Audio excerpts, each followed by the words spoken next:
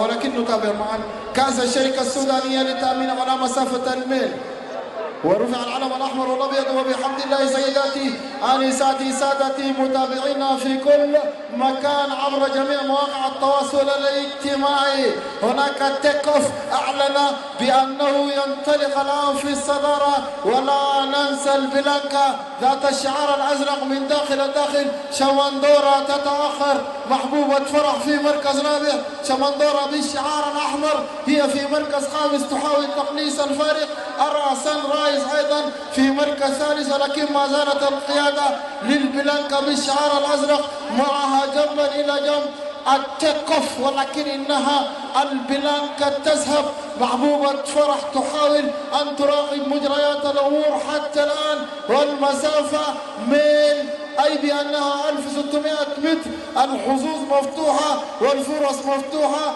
تراجع لشمندورة بالشعار الأحمر، وتيك اوف يأتي وبلانكا تأتي، وشمندورة تتأخر وجدلة تتأخر، محبوبة فرح قادرة على أن تهدي الفرح للحلفاية. بلانكا في أفضل الحالات، المرشح الأول هو التيك اوف، هو في المنتصف يحلق بقوة، وبلانكا من داخل تأتي أيضا، تأتي البلانكا تستطيع أن تفعل المفاجأة، كانتري جرامر يأتي، وأيضا هناك حضور لتيك اوف وكانتري جرامر من الداخل. إنها بلانكا تذهب بقوة، بلانكا وتيك اوف المرشح الأول من داخل هل تتنازل البلانكا؟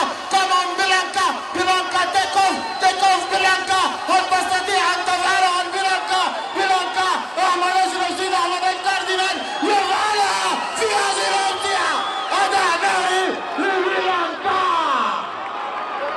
كما قلت لك يا إسلام، أحسن الرياضة المنافسة، الكريم فتح.